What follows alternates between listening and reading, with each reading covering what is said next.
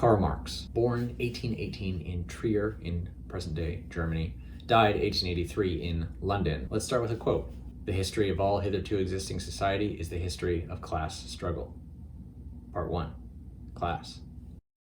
Marx, along with his less famous buddy Friedrich Engels, argued that each phase of human history is characterized by the relationship between the people who have the means of production, that's just the stuff we use to make more stuff, factories are a classic example, and people who don't own the means of production and who have to sell their time, their labor, in order to make ends meet. The first group, the people who do own a share of the means of production, earn money on investment. That means that they have some money already, and then they invest that money in some enterprise, so buying tennis ball making machines for their tennis ball making factory. And then they invest $1 million in those machines, and then they earn a profit on that investment. So maybe they earn 5% per year on the million that they invested. So in this case, they would make $50,000 a year on the million that they invested in tennis ball making machines. That's the profit that they get from selling the additional tennis balls that they can make with their investment. Marx called the people who own the means of production the bourgeoisie. This is probably a term that you've heard before. Bourgeoisie is the noun, bourgeois is the adjective. It just means people who own the stuff that makes more stuff in society. The people who don't have to work for a living, the people who don't sell their labor in exchange for a wage. Everyone else, the people who don't actually own the means of production, the people who have to trade their time and labor in exchange for a paycheck, are called the proletariat. If you're a member of the proletariat, you're proletarian. And one myth we can get out of the way right off the bat is that bourgeois just means rich and proletarian just means poor. It's actually not what those terms mean. Now in practice, that often is how they break down, but Marx was actually at pains to point out that bourgeois means that you are part of the class of people who owns the means of production, and proletariat is the class of people who don't own the means of production. So if you're a super highly paid doctor or investment banker, and you have like a yacht and a fancy house and stuff, you're still actually not a member of the bourgeoisie unless you own some factories, unless you own some stuff that makes more stuff, unless you invest in the means of production. You're not a member of the bourgeoisie. You're still trading your time and your skills for a wage. It's a super high wage, and at extreme levels you start to wonder if this hard distinction starts to break down a little bit. But that is the distinction. And this is because Marx, contrary to his caricatures, is not actually interested in just sort of saying, have you considered, dear reader, that rich people are bad and poor people are good? Maybe think about that. That's not actually what Marx is saying. It's sometimes received that way in politics, but Marx actually has a very sophisticated and distinct contribution to the study of economics and politics. The reason that it matters who owns the means of production for Marx is because that is a power relation. Private property is a social relation. You sometimes hear that slogan tossed around, but it's meant quite literally. The people who own the stuff in a workplace can actually direct the lives of the people who work the stuff, who operate the machines in a factory. So owning the means of production is actually a power relation. It's a dynamic of power between people. If you make money by investing an initial sum of money, and then it grows and grows and grows because you get a return on your investment, you are not actually laboring in exchange for any kind of payment. You're not a wage laborer. You are someone who owns a piece of the means of production. So you earn income passively off of that. Maybe you've heard your parents talk about their pension funds, or you know about investing in index funds or stocks to earn a passive income. That is a distributed form of owning a tiny bit of the means of production. So when your pension fund takes the money that is contributed by your employer and they buy, 1/1 billionth of Microsoft, they are actually entitled to 1/1 billionth of some share of Microsoft's earnings. So that actually is a tiny shard-like fragment of owning the means of production. It's the same basic principle.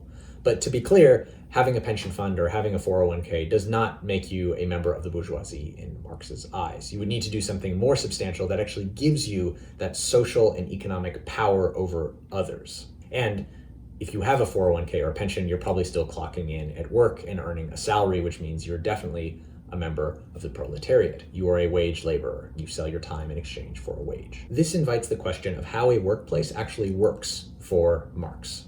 What does he think happens? He thinks that the core at the heart of every workplace is the expropriation of surplus value. Expropriation just means taking, and surplus value is the extra value created by a person who goes into work. You can just think about this in very simple terms. If you come into work at the tennis ball factory and you make, to make math really easy, 20 tennis balls per hour, and they sell for a profit of $1 each. These are artisanal, very expensive and slow to make tennis balls. Then you're generating $20 in revenue for the person who owns the factory, the member of the bourgeoisie. And let's say that you get paid $12 an hour. So every hour that you're at work, you generate $20 worth of value for your employer. You get paid $12. The extra $8 is the surplus value that you generate by your own labor combined with the machinery at your workplace. And that is expropriated or taken by the person who owns the factory that you work at. Every for-profit business, Marx says, has to operate on this principle at some level. From the wealthiest private hospitals who are paying their doctors, $8,000 an hour, they've got to be generating at least $8,001 in total value per hour, to people at the tennis ball factory. And it's in the interest of the person who owns the factory to pay the workers as little as possible, while, of course, increasing their production rate per hour. So if this factory owner can get you making 40 tennis balls an hour and can cut your pay to $5 an hour, well, do the math. He's now making $35 an hour off of your labor, whereas before he was just making $8. So this is why unions form, to serve as a counterbalance to the interests of the people who own the means of production in a workplace. Unions advocate for more compensation and less stringent demands on your time. So a union would say, look, my people are making $20 an hour for you. You're doing nothing other than owning the machines and just kind of letting the money roll in as the tennis balls sell. Why not give us a bigger chunk of the pie, the union might say. Why not pay our guys $18 an hour? You're still making money. You're still getting $2 an hour off every single person who clocks in every day. But there are further effects on workers and social life in a capitalist workplace. One effect that Marx discusses is what he calls alienation. Alienation is just becoming distant from or estranged from something. So it becomes strange to you. You become strangers to one another. You become alien to one another. So you can have alienated labor if you work on, say, an assembly line and you have no real connection to the things that you're making every day. To continue our immortal tennis balls example, you can imagine an artisanal craftsman in the 1300s who makes all the tennis balls by hand, and he puts in all the felt on the tennis balls with tweezers, and it takes him 85 hours to make one ball, and it costs $8,000. And he would look upon every tennis ball that he made, and indeed the very act of his labor, as something that he could be proud of, something that he is invested in, and something that comes from his own unique skill, abilities, and time. But that's not true for someone who works in a tennis ball factory, in which all they do is work at a station where they paint the white lines. And all they do to paint the white lines is to move a little brush up and down 36 times a minute. That person would be alienated from the product of their labor. They would have no real personal connection with the tennis balls. It's not like they designed them with the care and industry of skills earned over a long period of time. The object is not a holistic thing for them. It's just a series of discrete steps. One common misconception about Marxist work is that Marx argued that in a Marxist society, everyone should make the exact same amount of money. I know this is a misconception because every semester I teach Marx, at least one person brings it up. So Marx did not argue that in a Marxist society, or a socialist or communist one, that everyone would just earn the exact same salary and then there would be no incentive for anyone to work hard and society would collapse. It's not actually what he argues. Marx's work is primarily a critique of capitalism. He's seeking to show the ways that power relations operate within present society. And insofar as he does recommend a replacement or a future society or a future economic system that works better for everyone, he argues, he talks in terms of a transition from a socialist, a mixed market economy where workers have more democratic control over their workplaces, the allocation of capital, the means of production, onto eventually a full communist state, which has never existed, where in theory, most of the mechanisms that we use to regulate economies, like money, wouldn't really exist as we know them. But for present societies, for socialist societies, there's no claim that a doctor would make the exact same as the tennis ball factory worker. Another misconception has to do with the term private property. So everyone knows that the classic Marxist phrase is that private property is theft and we want to abolish private property. So people, understandably enough, take this as applying to the present definition of private property, which is just the stuff that you own for your personal use. But that's actually kind of a mistranslation. It's not what it meant in Marx's time. For Marx, private property means the means of production that's owned privately by people. One second. Private property for Marx means factories and other elements of the means of production. If you own a factory, that's your private property. But personal property is just the stuff you have for your personal use. So your computer, your toothbrush, your car, your house if you have a house, your yacht. All of that is personal property. Sometimes Marx is sort of conflated with ideas around like, oh, we should take the rich people's stuff and charge the rich higher taxes. And maybe those are good policies on their own merit, but the core of Marxism really has to do with an overwhelming concern with who owns the means of production, not with who owns too big of a house. So yes, in a socialist system, you would get to keep your toothbrush and your yacht and your car and all the other things that you personally own for your own use. It's the elements of the means of production. If you own a factory, well, there might be democratic control of the factory by the workers who work in that factory. You might lose some or all of your factory under socialism. There is no scenario in which you have to share a toothbrush, which is good because that is not hygienic. There's another misconception which is sometimes presented as no one would ever have to work ever again, and sometimes presented as everyone would have to work all the time way harder than they do now. Now, these actually both get at a very interesting fact that was discovered the hard way by certain Marx-inspired experiments with communism in the first half of the 20th century. So you may know that after the Russian Revolution in 1917, a group of Marxist revolutionaries led by Vladimir Lenin, with mixed support of people serving in the military and among the workers, took control of the Russian government. The state that came out of this, the USSR, or the Soviet Union, was sort of a combination of some Marxist principles and also sort of like a statist, kleptocracy, authoritarian mix where Stalin is having show trials and shooting everyone all the time. And that lumbering beast lasted from about 1917 to the fall of the Berlin Wall. And one thing people discovered living under actually existing socialism is that some things were much worse. Like your ability to get most consumer goods, like a quality washing machine or a car, was terrible under socialism compared to the Western democracies like America. American washing machines and cars were way better than Soviet washing machines and cars. And if you could afford one, they were way more abundant too. They were more likely to have them in stock. But a lot of self-described communist countries also had better social programs than did comparably rich Western democracies. But one thing people did discover in the USSR is that they still had to go to work. In fact, they had to go to work about the same amount as they had to go to work before the revolution. Now, given that the whole point of having a workers' revolution might be to make workers' lives better by, working less, this was a little bit surprising. But it turns out there is an underlying economic principle that sort of binds worker happiness in both capitalism and socialism, and probably in any other economic system you could reasonably devise. That principle is the idea of productivity. Productivity is just the output you get per unit of time put in by a worker. So in our tennis factory, if you're putting out 20 tennis balls an hour, your productivity is 20 tennis balls. If you're putting out 40, well, congrats, your productivity just doubled, assuming that you're still putting in the same amount of time. Productivity increases happen all the time by getting better machines, by organizing people better, by giving them better training.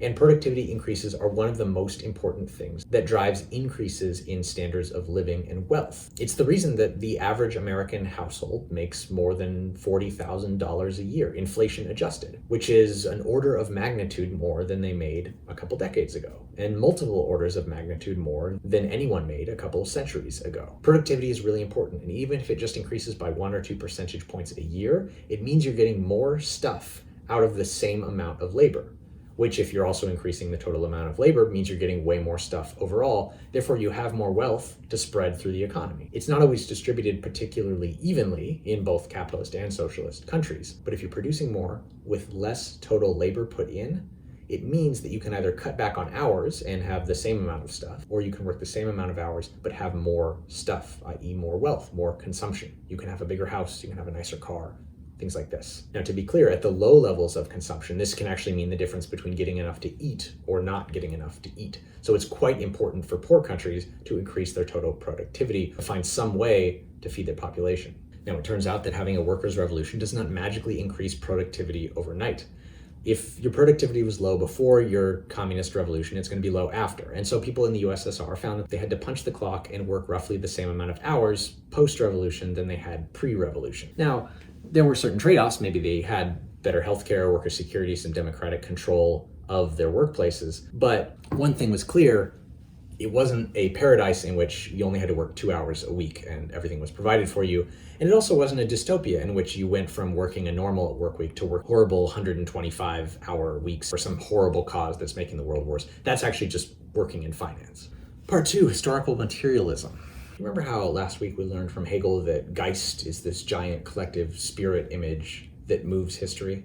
Well, Marx, as the classic saying goes, takes Hegel and stands him up on his feet. See, Hegel says that there's a giant collective consciousness, Geist, giant ghost, that moves history forward, i.e., people's ideational relations to each other, to their conditions of existence, change or drive forward their material conditions of existence.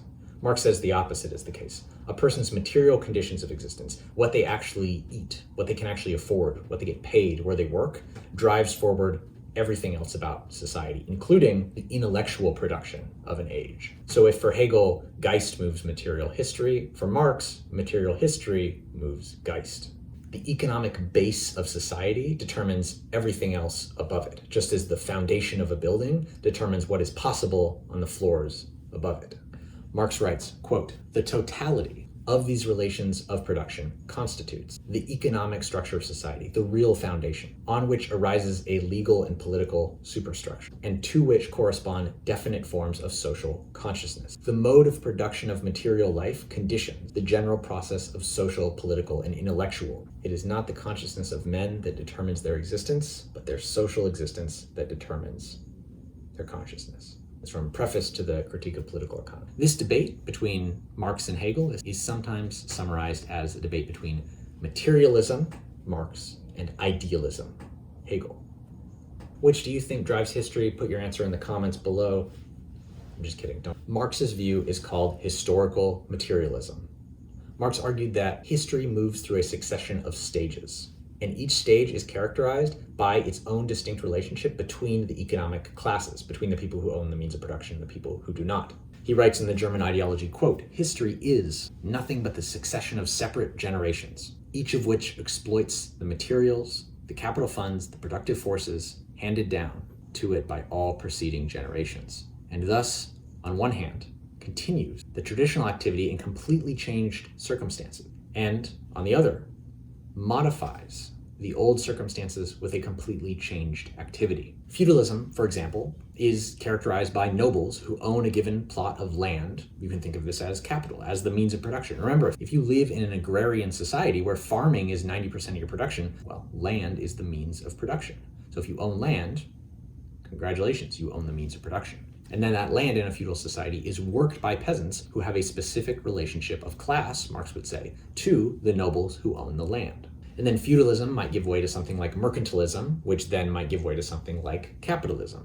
And each of those stages has a specific history of class struggle. Marx would say that this always applies. He thinks it is a science of history. He thinks that you can apply it to ancient Egypt. He thinks that you will be able to apply it to 2,500 years in the future when we're building space pyramids. He thinks that a relationship of class always holds through history. And not just holds, but actually drives history forward. He says if you want to understand the movement of history from the Great Pyramids to now, you have to understand it as a history of class struggle. Thus, we get that famous quote, "The history of all hitherto existing society is," say it with me, "the history of class struggles." This is historical materialism. It's obviously associated with Marx, but you don't actually have to be a full Marxist or even a communist or a socialist to believe that this sort of process drives history forward. I once had a professor named Dan Dudney, who called himself a liberal historical materialist. I think that's right. I would say I'm a liberal historical materialist. That is, he believed in the basic tenets of liberalism, but he thought that historical materialism was basically correct as a theory of how history gets moved forward. In his case, the material and technological base of society basically determined everything that grew on that foundation. Okay, you might say, so if each stage in history eventually gets replaced, and Marx says because the class struggles and contradictions within it cause it to be replaced, they generate the conditions for its replacement, what's next? Capitalism is going to be replaced eventually in the same way that feudalism was. So what comes after, and how does it happen? Marx argues that capitalism, like the other stages, generates the conditions for its own replacement. He says that capitalism, by its very nature, remember how a workplace works and the surplus value of your hour that gets expropriated by an owner? He says that creates the profit motive, the drive to accumulate more and more, creates an oppressed underclass of workers. And that oppressed underclass, once they get big enough and educated enough about their real conditions of existence, they have every reason to throw off the people who own the means of production and seize the means of production for themselves and say, if I make 150 tennis balls an hour, you're not going to pay me $10. You're going to pay me $150. Actually, I'm going to pay myself $150 Because I and all the other people that work here, we're going to own the factories. We're going to own the means of production. There's a Rage Against the Machine line where Zach De La Rocha says he's not interested in a G-Ride, he wants the machines that are making them. That's the most Marxist line you're going to find.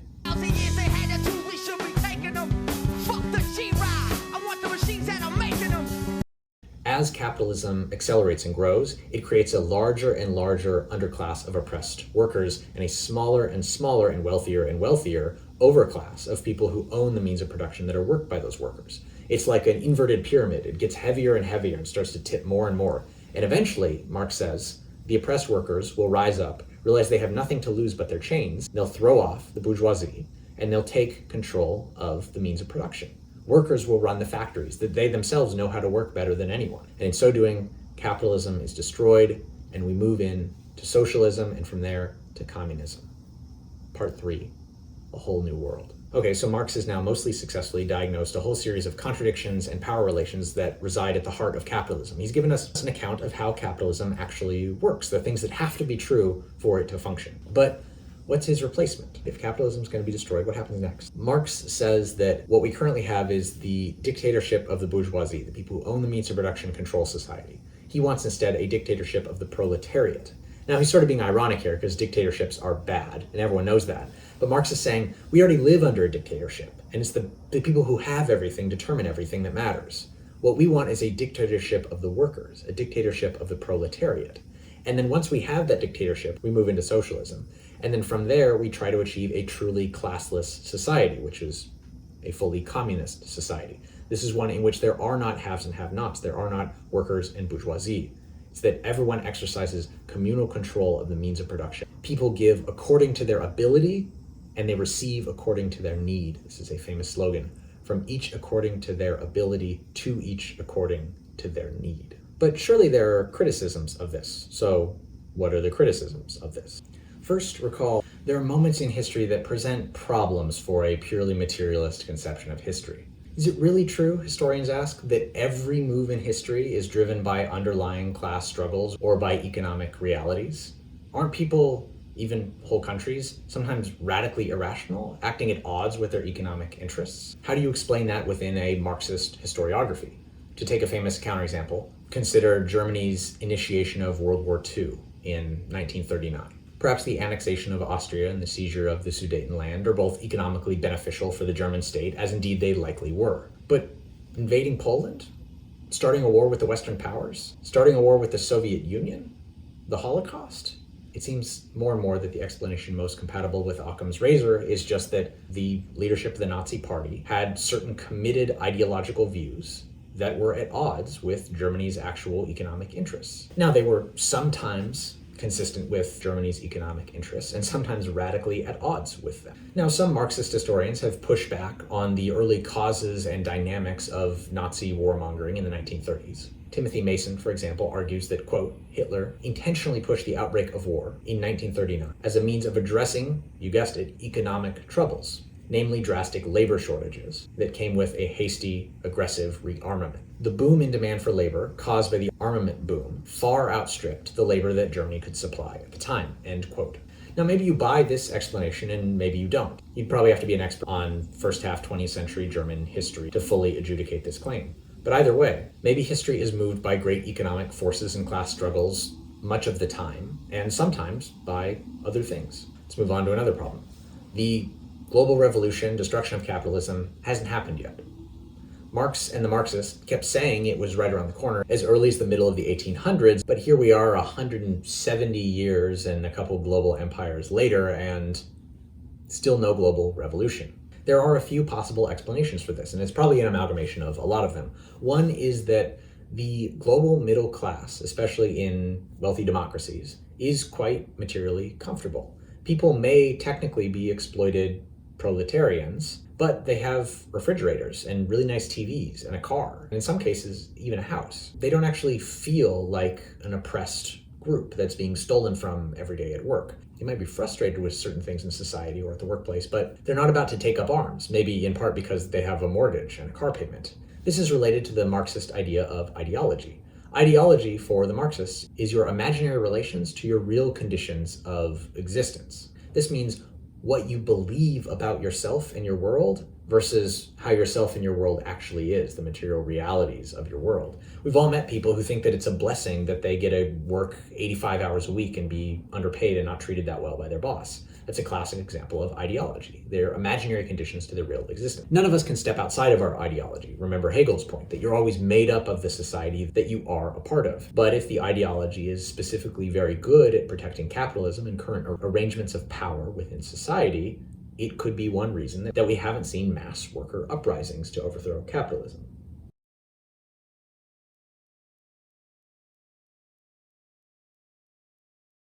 Now, a final problem, this one is this is the big elephant in the room when anyone brings up communism in any capacity. The movements that seized control of various states in the early 20th century and middle 20th century and declared themselves communist were, on the whole, pretty bad and had pretty bad effects. This is the USSR, Pol Pot, Communist China, North Korea, a whole raft of things that presented themselves as successful communist revolutions that generally led to authoritarianism, to militarism, to a bunch of innocent people getting killed, constructing a society that no one is that thrilled to live in. Stalin's show trials killed thousands. Mao's Great Leap Forward killed millions. This is not a good outcome. This is generally seized on by anti-communists who point to it and rightfully say this is a disaster. There's a couple points to make here to intelligently parse this debate. First is that the people in non-communist countries, particularly anti-communists, don't have particularly clean hands in the 20th century. Anti-communists, from Franco to Hitler to Pinochet, spent most of their time murdering everyone they could reasonably get their hands on that they suspected of anything really at all. The 20th century in general is a brutal wasteland. It is not a good advertisement. It's the kind of thing that human beings should probably leave off our resume when we're applying for jobs.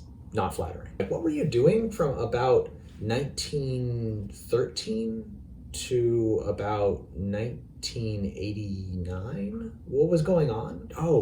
I think we had an internship. Please don't ask about that. One point here is that authoritarianism and left-wing economic views are not synonymous. Indeed, in a lot of places that have adopted more left-wing economic views, but mixed them with a democratic sharing approach to power, so you can think of the Nordic countries like Sweden, Norway, Denmark, whose governments and peoples have argued for and achieved shifting power toward workers' unions, for universal healthcare, for stronger social safety nets.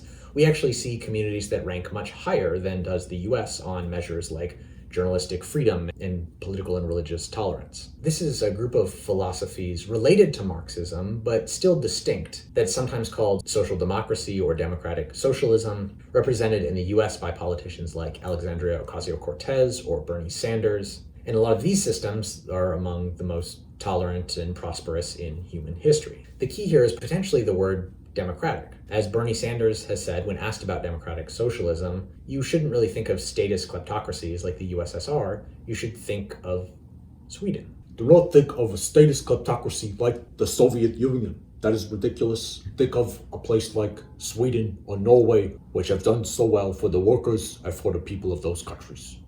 The billionaire clan. Our talk is free.